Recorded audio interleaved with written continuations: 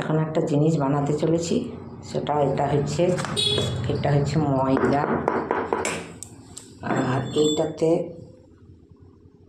এলাচ জয়িত্রী দিয়েছি, এটা কোড়াবো, আর এটা খাবার সোডার, এটা চিনি সেরাটা বানাবো। কি বানাচ্ছি তোমরা পরে জানতে পারবে। এবার দেবো এই ময়দাটাতে দেবো একটু লবণ আর একটু খাবার সোডা,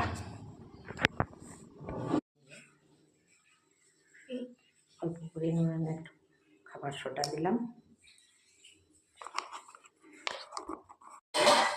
এটাতে হবে কি স্বাদটা ভালো হবে। এবার একটু ময়ানের জন্য তেল দিয়ে দেবো।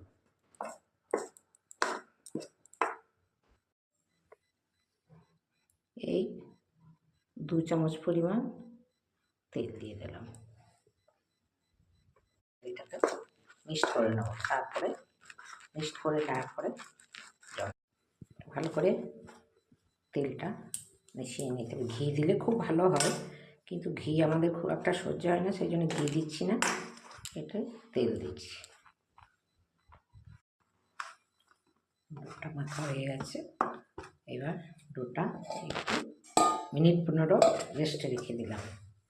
এবার এই যে চিনিটা, 1 বাটি চিনি নিয়েছি, এটা সেরা বানাবো। 1 বাটি চিনি আর 1 বাটি জল দেব।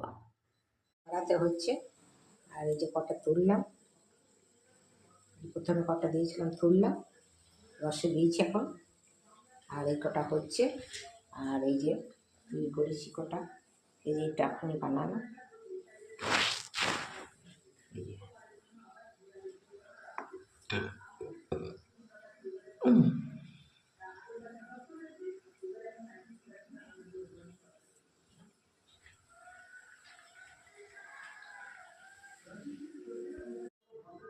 দেখো কত সুন্দর রস ঢুকেছে।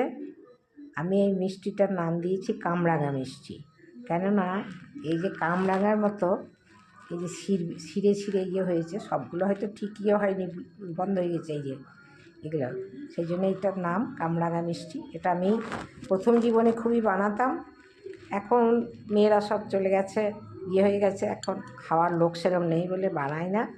আর তখন গ্রামে অত মিষ্টি টিষ্টি পাওয়া যেত না, তখন এই মেয়েদের জন্য বাচ্চাদের জন্য এগুলো বানিয়ে রাখতাম, লোকজন এলেও দিতাম। তখন তো ফ্রিজ ছিল না, তাও এগুলো বানিয়ে বাড়িতে রাখতাম, আর আমিও খুব খেতে ভালোবাসি। এবার আমি খাবো।